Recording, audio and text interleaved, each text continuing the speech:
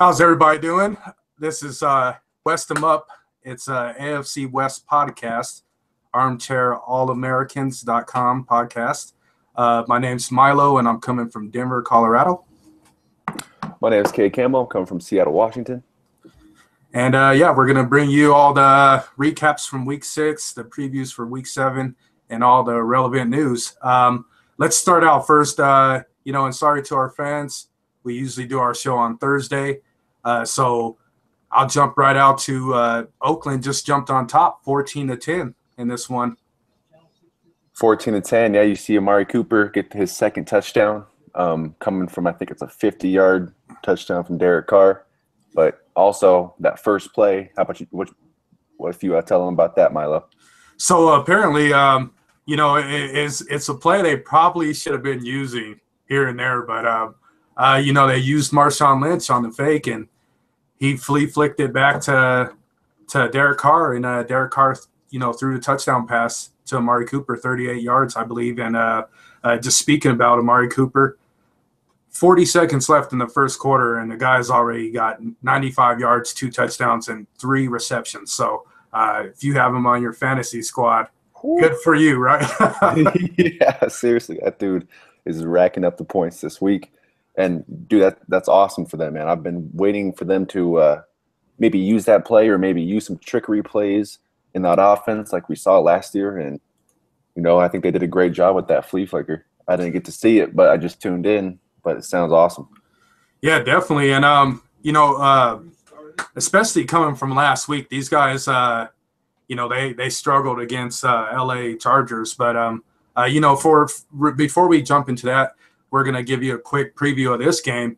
And I was one on the armchairallamericans.com on the NFL Pick'em column this week to pick Kansas City to win this game. But it's looking like it's going to be a shootout the whole way through.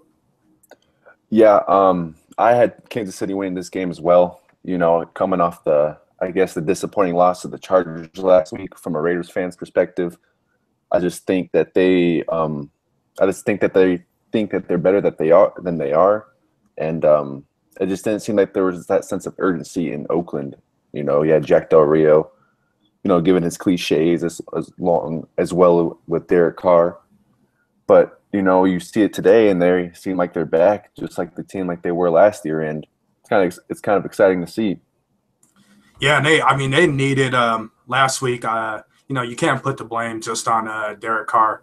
He did throw 2 interceptions, but they really needed a big game from him, and so far, so good. The guy's 6 for 7, 133 yards, and 2 touchdown passes. That's more than some rookies this year have gotten in a game. Oh, yeah, Derek Carr, we're used to see him filling the stat sheet with those long bombs to Amari Cooper or Michael Crabtree on the other side of the field. And it's awesome to see them back and, have some energy because they've just been lackluster the past couple of weeks, in my opinion. Not running the ball good and wide receivers not getting open, and doing this against a team as good as the Chiefs are. I feel like it's going to bring some momentum back to Oakland. Yeah, and crazy thing is, this week in my preview, I do write some of the articles for the Kansas City Chiefs as well as being the Broncos lead writer. But I picked Travis Kelce as my, Chiefs player to shine this week. I picked Marshawn Lynch to shine this week for the Raiders. They really need a big game from him. But, Marshawn so far, 2 carries for 9 yards, which isn't bad. But I think him selling that flea flicker is something they need to get into more. People obviously want to watch out for what beast mode can do. So they're going to stick back and try to pack the line when he's in, stop him. And when you can get him in the game involved in other ways, he makes a huge difference. Yeah, he is something, to watch for. Seriously, he has, what you said, 2 carries for 9 yards. But like you said, that flea flicker, he just brings so much attention when he has the ball in his hands because you can never know what he can do. So for the Raiders to use him like that, it's a great sign from Jack Del Rio in that offense, taking risk on offense that I don't think they were the first 5 games of the season. But he also, something more exciting too on defense is Navarro Bowman being signed this past week, leaving San Francisco 49ers. And, I didn't know what to think about the whole deal and all that stuff, but you know what he can do. He's been an elite player in this league for many years. Injury the past couple years, but I think he's going to bring that veteran leadership to the Oakland Raiders defense, and hopefully they can start playing some good ball on that side of the field. Yeah, and it's exactly what you said. They need veteran, leadership on this team. They got some great linebackers. I will say if the linebackers played to their potential and they played well in Jack Del Rio's scheme, they would be one of the hardest defenses. We all know Jack Del Rio, and he loves to have a great defense. And, he kept all those guys he has on the squad right now for a purpose.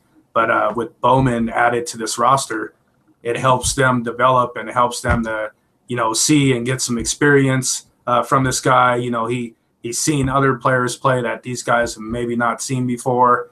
He knows tendencies. So it might be something that helps the Raiders turn their season around. Hopefully, yeah. That's really what they've been struggling. You saw that last week in the Chargers game. They had that last drive where they could just make one stop and the game would have been over. But the Chargers just easily went down the field and made the game-winning field goal. So with Bowman on the field, he already has 3 tackles tonight, 2 by himself. So he's already making an impact, and I think that's what they've been looking for, is to have that key leader in the middle of the field to not let any wide receivers or anything become open in those. Exactly. One thing before we review, Oakland's game with Los Angeles last week, I'll mention Kareem Hunt. This guy, ridiculous. 6 carries so far in this game, 46 yards. He has also 3 receptions for 24 yards. When is this guy going to stop? Seriously, man, I don't think you want him to stop having him on your fantasy team. So, he's just a beast, and he just can't be tackled. It seems like every time he gets the ball, people are just bouncing off of him like with ease, and he's just gaining more and more yards down the field. And it's like he is a clutch performer too. You saw that in the game last week. He started making big plays late in the third and the fourth, and he just, he's become one of my favorite players to watch. Even though he is a Kansas City Chief, and I'm a big Oakland Raiders fan, have a salty attitude against the Chiefs, man. He's just an amazing player to watch. Yeah, and it's shocking that he dipped so far in the draft. A player come from Toledo. Me as a individual, if I was a coach and I seen a guy coming out of college with no fumbles, that would be just a sign right there. Like, maybe we should get this guy, and see where he's going to land at and try to swoop in and snag him up. I bet all the AFC West teams right now are just kicking themselves like, man, we could have had, the next greatest thing to hit football. Yeah.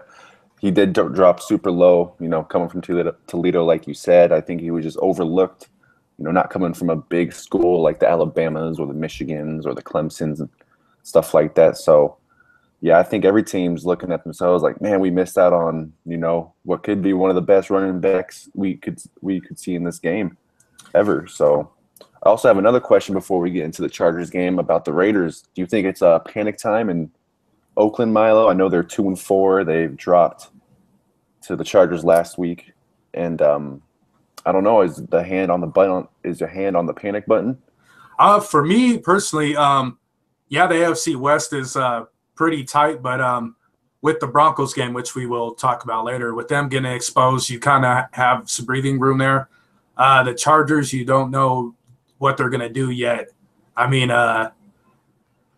So, the Chargers should start winning games. They, if they won this game coming up this week against the Broncos, that might be a indicator to press the panic button. But, I would say if Oakland gets to the 6 losses in their loss column, that's when I would really start panicking.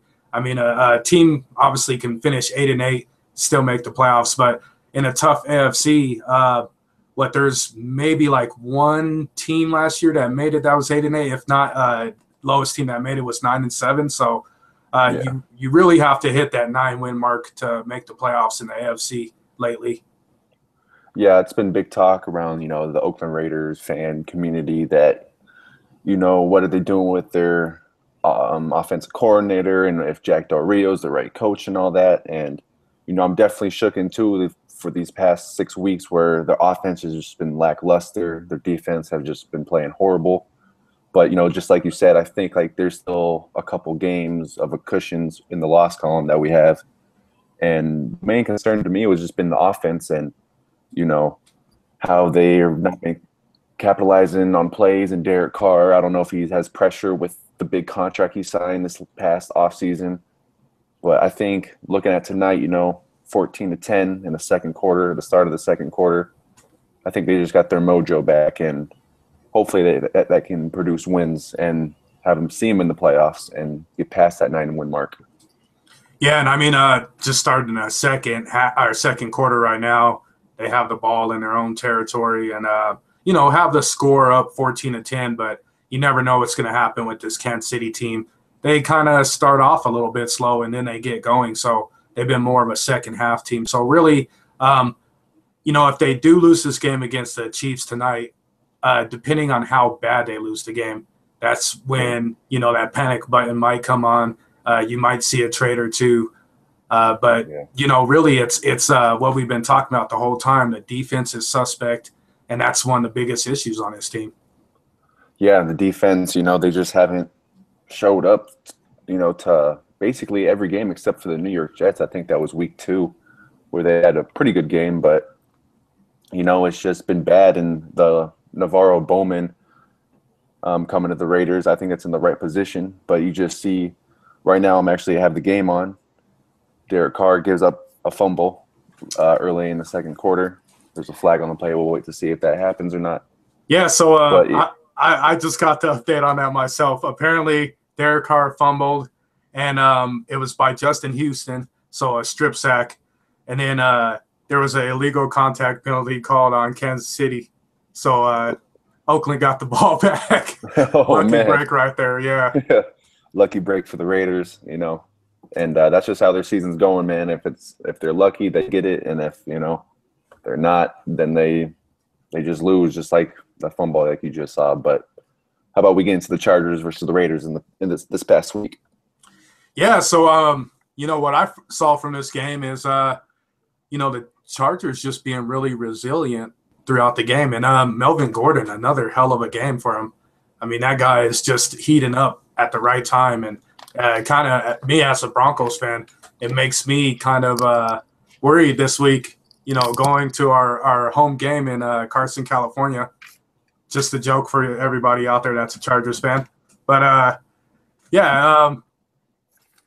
with Phillip Rivers, he's starting to get hot. He was 25 for 36, 268 yards and a TD. Didn't throw an interception this week, and that's what they really need from him. So as long as he plays well, things start going really well for the Chargers. Yeah, the game was back and forth, in my opinion, all game. But, the game was back and forth, in my opinion, all game. It could go either way. Raiders had a late, hiccup with the point after field goal where, it was missnapped, and then Tavecchio missed it to the left. But I think, Phillip Rivers did have a great game. Gordon was just eating the Oakland defense alive, just getting first downs with will. But I think he did have a great game. The Raiders seemed lackluster. They had some good offensive plays.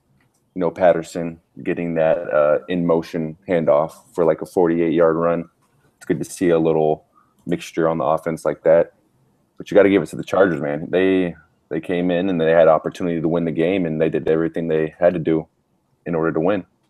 Yeah, and surprisingly, the bad thing with the Chargers is you get 2 interceptions off of Derek Carr, and what did they really have to show for it? That's one thing that needs to be addressed with the Chargers. But all in all, they had a a pretty good game, and they were able to come back. And there was that unfortunate missed snap on the extra point. So it was probably the toughest loss this year for the Raiders. Personally, I would say. I mean, going into Denver, you knew it was going to be kind of hard. So to lose against a team that was 1-4 and just kind of finding its groove and beat the Giants, who hadn't won a game at the time, that must be kind of disheartening for Oakland.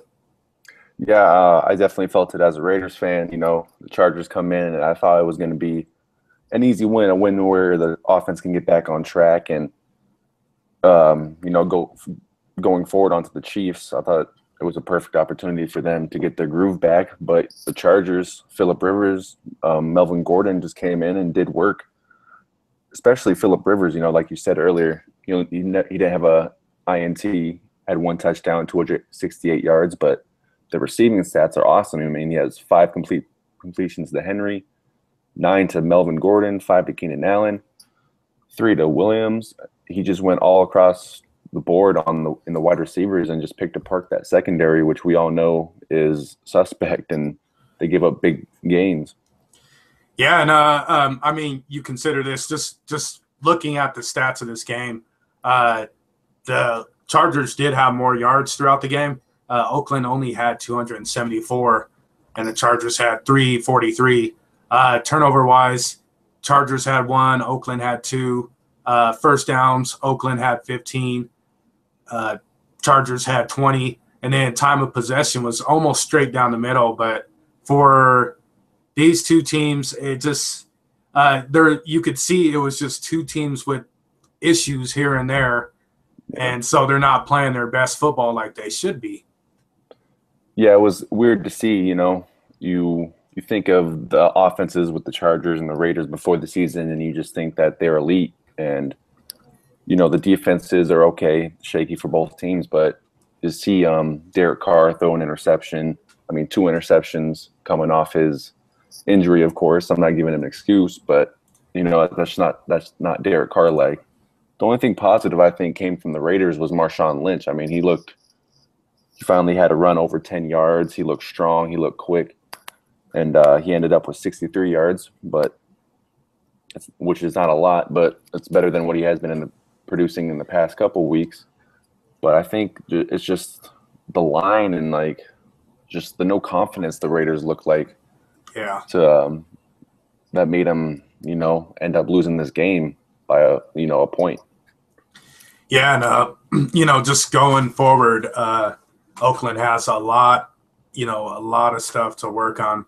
One of the best things they did last year is it wasn't necessarily that their defense was the greatest defense. It wasn't that their offense was the best offense, but they were able to just jump out quick and score and drive down the field and expose, the weakness in the defense or expose the weakness in the offense. And this year it just seems like they're lacking that mentality, especially having a head coach in Jack Del Rio. Yeah, like last year, the Raiders, watching their games, it just had the feeling that you knew that they were going to make a play. Like the defense was going to make a play. Khalil Mack was going to make that sack or something. Derek Carr is going to make that throw.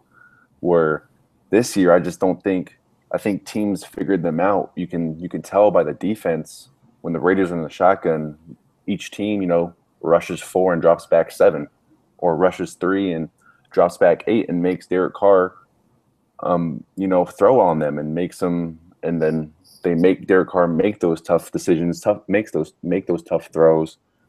So I think teams have figured that offense out a little bit, and so that's why I was so pumped to see a Cordell Patterson in motion run or a flea flicker today.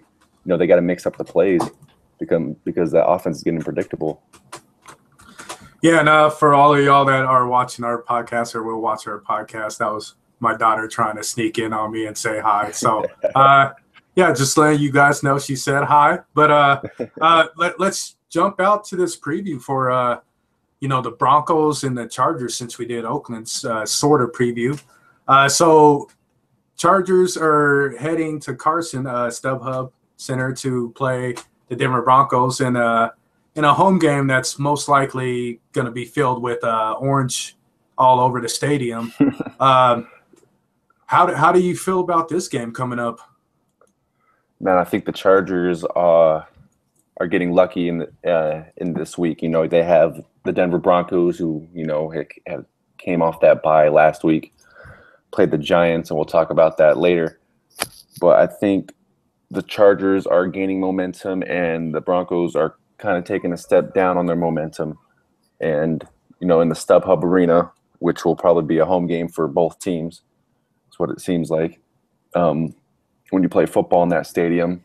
But I can see the Chargers, coming home and finally getting that win at home, because just like they're on that momentum ride, and they have that confidence back. And Melvin Gordon is just producing touchdown after touchdown every week, and Phillip Rivers is getting on his groove.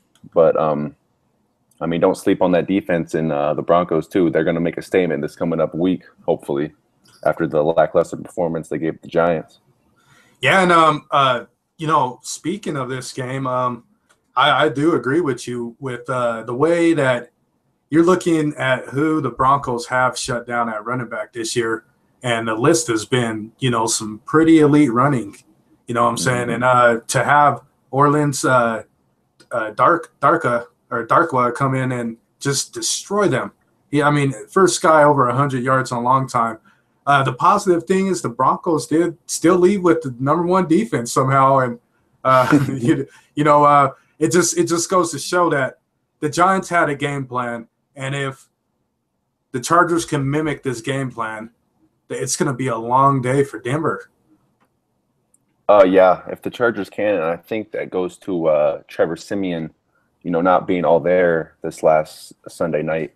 He made a few big turnovers, a pick six, and then another interception that led to a scoring drive. But yeah, I think it's just this Denver team is going to be as good as Siemian gets them, and I always thought he played better at home, and he was more confident at home.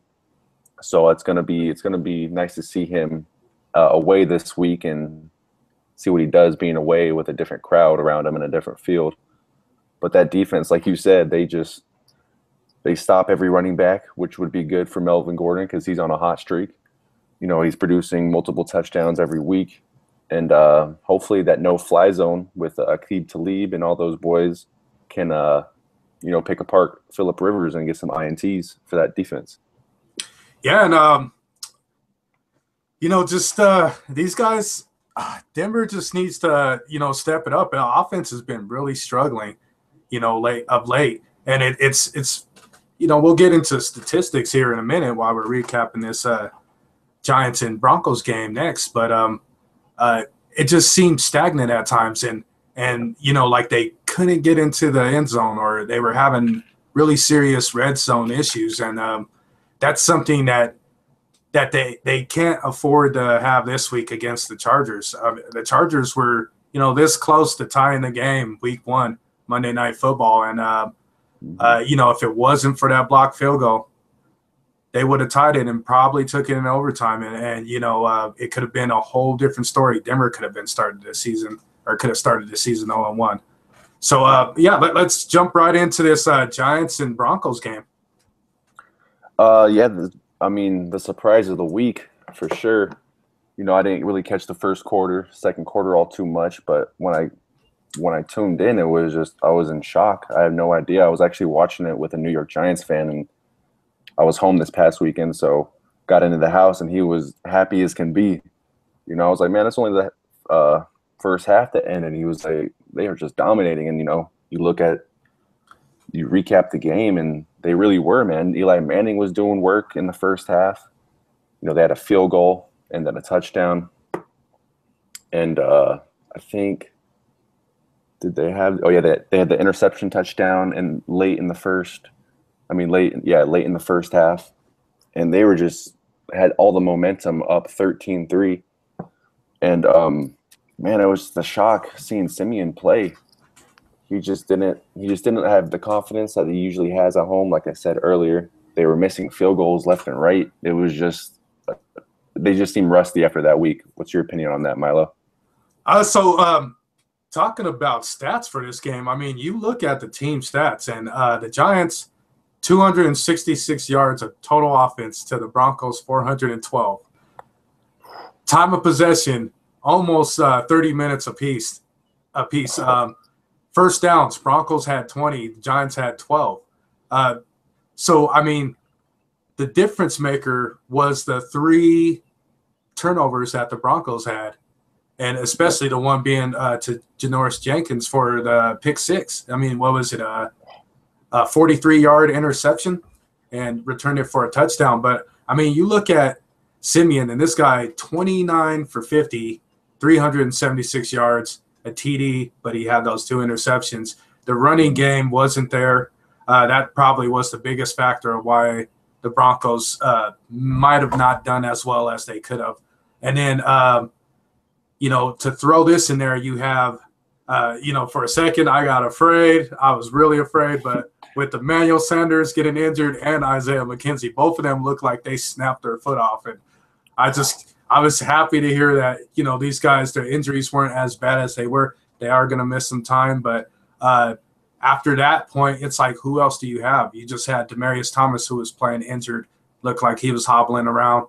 He still finished 10 receptions for 133 yards, but it just wasn't the Broncos' week. It was one of them weeks where, I guess everybody that wasn't the New York Giants was overconfident. Yeah, I think so. I think they entered the game with thinking that they were going to just win. And I remember us talking about this, that even you said that this game could be an upset alert. Don't underestimate the Giants. You can never underestimate a team in the NFL because it can go either way. It can be anybody's game for that day, and it was the Giants game. And it's so strange, like, to look at the possessions. It's even, and then the total yards. The Broncos are basically 200 more yards than the Giants for the total yards. And then, like you said, the first downs, it was just a strange day because you could see the Broncos rolling down the field many times, but it would just get stopped by a turnover or, the New York Giants would step up and give them, a 3 and out. But I definitely want to look at that rushing from Denver because this is like kind of the first week where we've seen them kind of, not do too well on that side of the field. Jamal Charles, 5 carries, 19 yards. CJ Anderson, who's just been super hot for the first half of the season, 9 carries, 17 yards. It's just, like you said, just wasn't their day. Yeah, no, a lot of it actually goes to poor play on the offensive line lately. It just seems like the offensive line. Hold on. My daughter visiting us again. What's that?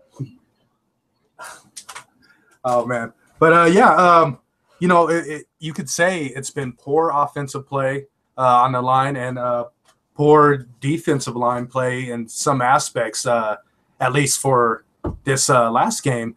And it just seemed like, anything that the Broncos threw at the Giants, it just wasn't working until, later on in the game. And then it was a little too late.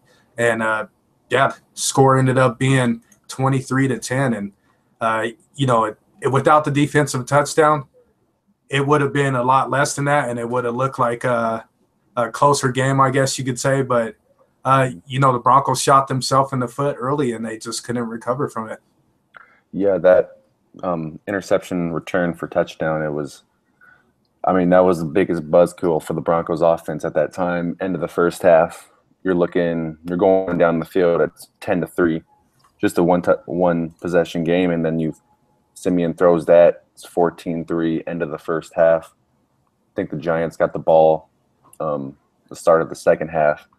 So just at that point, it was just a major buzzkill for the Denver Broncos offense. And, in that whole stadium, it just took the breath out of there.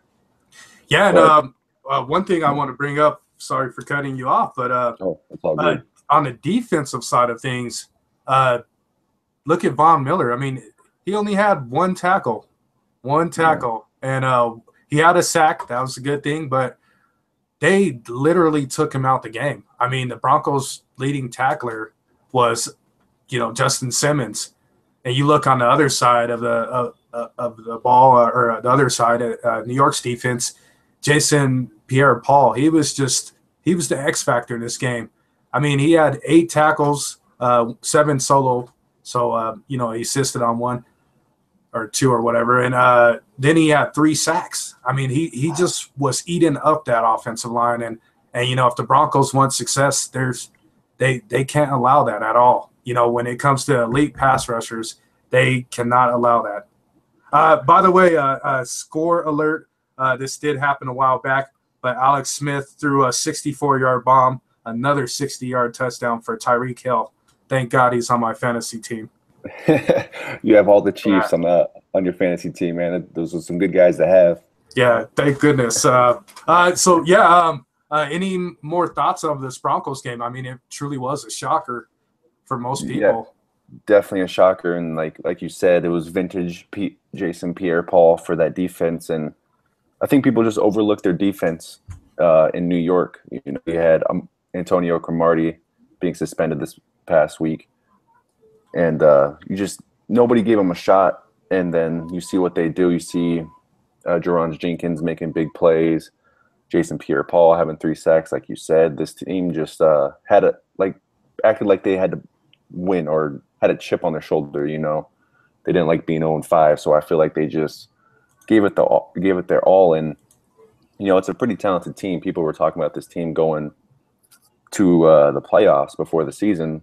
So I think the Broncos underestimated them coming out. And shout out to Darkwa too, 21 carries, 117 yards. He did some work for that offensive line, for that offense, giving some first downs and controlling the game at some points.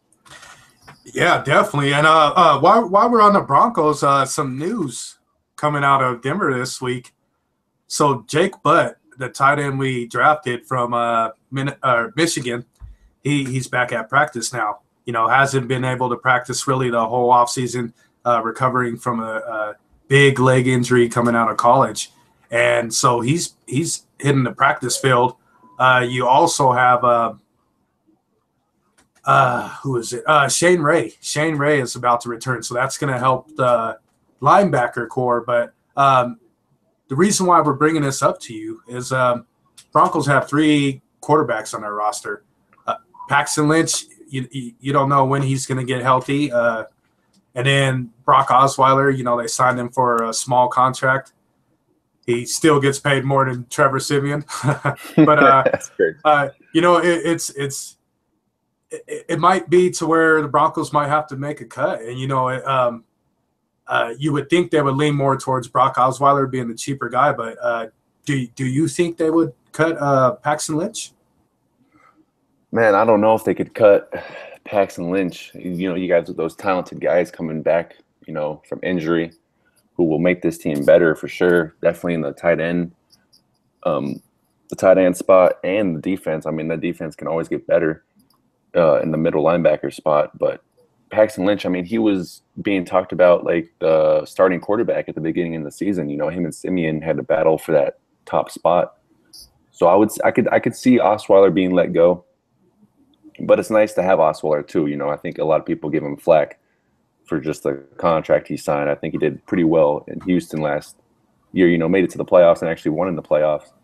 Yeah, it's crazy that for a guy that he pretty much had a starting position here. It is tough to follow through. I mean, you look at like even with the Raiders back in the day when they were winning Super Bowls, it was hard to follow Stabler. With the Broncos, it's hard to follow. You had John Elway who followed Craig Morton, and then we had that string of quarterbacks that didn't really do anything until we got Peyton Manning. And it is hard to follow a legend, but that's when you have to make, I guess, your point that you're a great player too. And it's understandable that he walked for more cash. I mean, he's doing what the majority of people would have did out there, but being in this system before, that's the only thing that's harder to take from this is you got Paxton Lynch who has been in this system. This is his second year. I've heard some stuff about him, being lazy during the offseason or not doing this, not doing that, not working out as much. And then you got Brock Osweiler who, it probably took a lot for him just to come back and sign with Denver, swallow, a lot of his pride and come back for a much less contract. But at the end of the day, you just have to pick who's best to keep on the team. And who knows, they might even end up cutting somebody else. Yeah, that's always an option, cutting other people, maybe a running back or something like that. But yeah, I don't know. Man, it's tough to tell right now who to cut in the quarterback position. You have Simeon, who looks great at times. He has these falls like we saw last week. You have Lynch, who has incredible upside, who can end up sometime starting for this team. And you have Osweiler, who's just a great backup. And he had that lack. He left for the money, but that's what he has on his back right now. And maybe he has something to prove. Maybe they give him a shot and he proves everybody wrong. But you don't know. Question about me is the quarterbacks is that it's a Denver Bronco friend, Milo. Are you still with Simeon? I've been hearing some things, just on the internet where they want Lynch to come in and take over the realm or give Lynch a chance. What's your take on that? I am a Simeon fan. I do believe the kid has some skill. He obviously has some issues, whether it's and Shannon Sharp pointed this out on Twitter where he just seems to fall into the pressure when a good rush is coming in on him. So there are some very, very negative things about him. He still is a pretty young quarterback, but what I've seen from Lynch, I'm not impressed at all. I mean, the guy, he just seems to come in. He seems like another Tim Tebow kind of quarterback where he's going to complete 50% of his passes and take a sack or try to run the ball a little too much or, whatever, end up getting injured. So, I think the best thing for the Broncos is, they have to start taking a look at what's coming out in next year's quarterback class. And you also have to pay attention to the contracts of Phillip Rivers and Drew Brees. I mean, if you can land one of those guys, why not try take two and bring in a veteran quarterback that just wants to end his career on a high note and work with the great pieces of the puzzle that we do have here. Oh, yeah. I mean, the Broncos have weapons for days, whether it's in the running backs or the wide receivers and that defense. Who wouldn't want to be a quarterback and have a defense like that, gives you always a chance to, win the game, always keeps the score close. But yeah, I feel like Simeon, that's their man. I don't know a lot about Lynch to make a judgment on him, but I think Simeon at times has just total control of that offense. He's confident and all that. It's just been, like you said earlier, it's been kind of like the line issue. They can't get the rushing going, and we all know Simeon's incredible in the play action. We've seen it all throughout the first 5 games of the season. So I think they just got to get their rushing back, and then Simeon will start playing like he did in the previous games. All right, so 2 announcements coming from the game. So Marshawn Lynch was just ejected from the game a little while ago because he made contact with the official. And then Tavecchio's 53-yard field goal just got blocked. So Kansas City still up 17-14. And at the second half, 5 minutes remaining in the second half. But yeah, some wild things going on in Oakland, man. It's looking like to be a good game.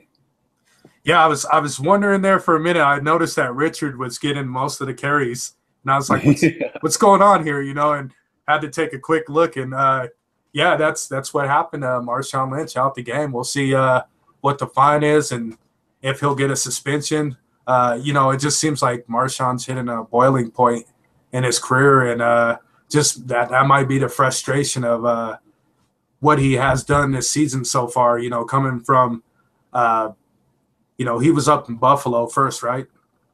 He was up in Buffalo, yep. Yeah, so coming from Buffalo and then having Buffalo pretty much say, hey, we don't want you no more. We got CJ Spiller.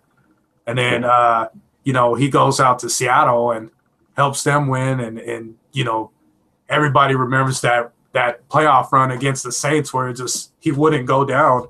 I mean, for him to go out to a team this year that looked really good and all of a sudden – they're not doing as hot. I'm pretty sure the frustration is boiling up for him. Oh, I bet, yeah. In the first part of the season, he's had those high points where think he had a couple touchdowns early in the year. You know, you saw him dancing, getting hyphy in the Bay against the Jets in week 2. But after that, man, he hasn't really looked like beast mode like we've seen beast mode in the past. And I can only imagine what he was feeling today. You know, he has 2 carries for 9 yards again in the first half. You know, he has another half. Well, unfortunately, he doesn't. But looking at that, it's just I feel like he was just frustrated. I didn't see the highlights of what he did to the ref at all, but you know, we all know Marshawn Lynch is a good guy. He doesn't mean any harm. Oh, definitely so. And I mean, sometimes it just happens. Guys get too close. You know, I can't remember who it was, but I'm pretty sure everybody's seen the clip where the one player is just like, it might have even been J.J. Watt. He was like celebrating, swung his hand back and smacked the ref in the face, and you just kind of laugh at it, and you're like, oh, okay, you know. But the final game that we're going to recap for you guys it would be Kansas City and Pittsburgh. You know, Kansas City was the last undefeated team. They're at home. Most people pegged Pittsburgh to lose this game. But for you, Kate, what was your X factor for this game? The X factor had to be Le'Veon Bell, man. This dude ran like a madman. You know, he just couldn't be stopped. It was just every time it seemed like he touched the ball, he was gaining 10 yards. He was getting a first down for this offense, and he just had a great game. And I think the reason he ran so well was just, you know, AB. You look at AB stats, and you see he has 155 yards, 51 touchdown long, which was an incredible reception. But you know, you have those threats in the wide receiver for the secondary. You can't really cover the run all too well, and then you have a monster in Le'Veon Bell running, who gained 179 yards off 32 carries with a touchdown. You know, he just controlled the whole game, and you could tell by the possessions. Pittsburgh 36 minutes to KC's 23 minutes. It was just the running game for the yellow curtain, the steel curtain this week. What do you think about the game, Milo? You know, once again, check out my articles on armchairallamericans.com. But one thing I stressed on this game was if Pittsburgh was going to win this game, Triple B, or not Triple B, but the Killer Bees needed to get it going, and that's exactly what they did. It was just like they were bringing down the house. You know, more Le'Veon Bell than the other two. Antonio Brown had a big factor and even had that great catch at the end that pretty much sealed the deal in the fourth quarter. But for Bell, he was just consistent all day. I mean, he just kept running through a defense that you know, Mike Tomlin and the Steelers knew was suffering a little bit, and people just hadn't found the holes like they did that game. So, you know, I don't know how much of the game you watched, but if I'm not mistaken, I think they said that Kansas City had like a total of like less than 20 yards in the first half or something like that. Yeah, they ended up having – I watched most of the game, but they ended up having – I think 4 possessions in the first half, and one was a safety, one was a field goal, and then the other 2, I think, were 3 and out. I'm not sure. Don't quote me on that, but it was basically 3 and outs, and they just had no control. It was just one of those times where Kansas City falls into these lows on the offense, and they can't get anything going, and the Steelers just jumped out quick, you know, having a safety, a missed snap, which was, you know, a gift to them, but they ended the half 12-3 in full control of the game. Yeah, and the amazing thing about this game is, you know, you just look at these Kansas City Chiefs, and you know they were shut down the first half to even come back and lose the game by 6. I mean that just goes to show you how potent they can be in the second half. You know, if they would have been able to come back and win this game, you know, everybody would have been praising them this week. They are the greatest team. Definitely going to win the Super Bowl, but you look at these guys and they're dangerous if they can, you know, just get the first half woes, you know, out of their system and be consistent like they are tonight. They definitely can make the playoffs. They definitely can, you know, challenge the best in the AFC West. Oh yeah, it was a great game, man. First half was ugly for the Chiefs, but you know, Whenever that end of the third quarter and the fourth quarter come around, you got Kareem Hunt, who comes out of the cave and just becomes a beast, running down the field, catching passes down the field. You got Alex Smith, who never gets under pressure and just continues to attack. And I mean, this could have been a back and forth game. I don't know if you remember the end of the third quarter. They had a 4th and 2 at the Pittsburgh 4, and they were just this close for the Chiefs. Alex Smith completing it to Kelsey in the touchdown, but he ended up dropping it.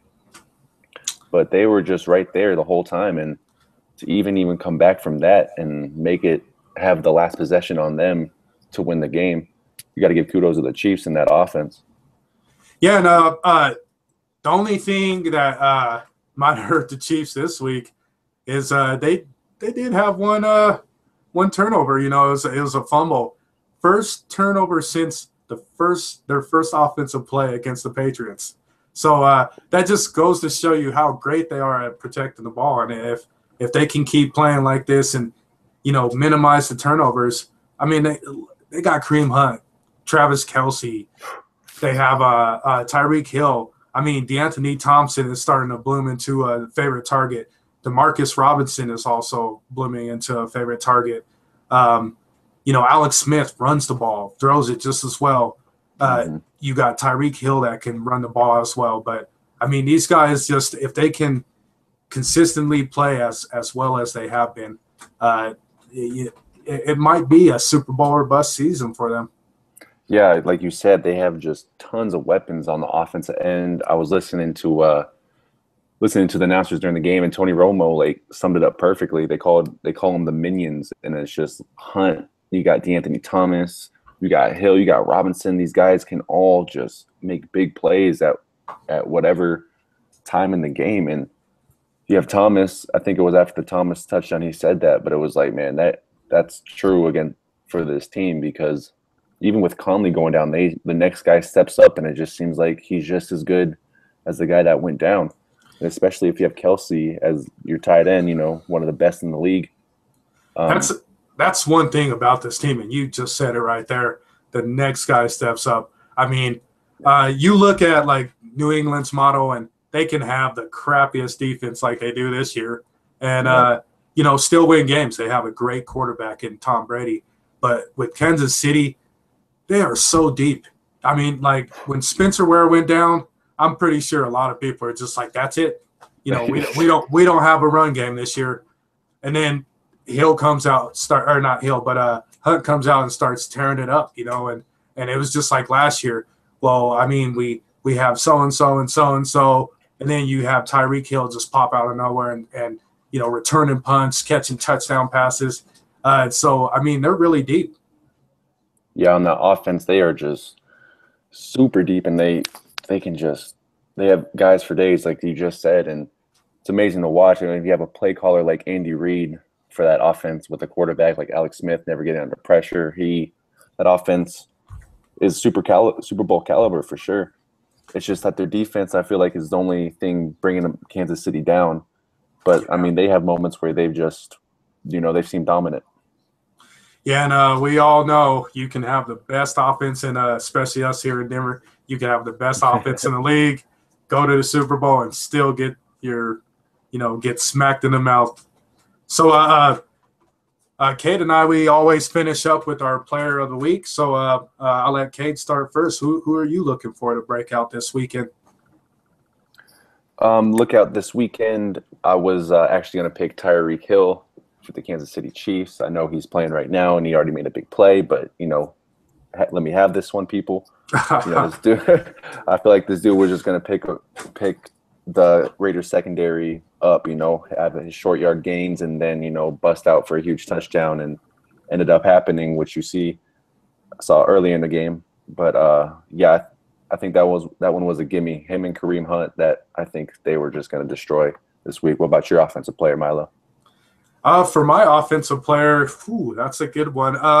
I'm going to have to stick with Melvin Gordon. I think that the Giants finally found a formula to running the ball on the Broncos' run defense.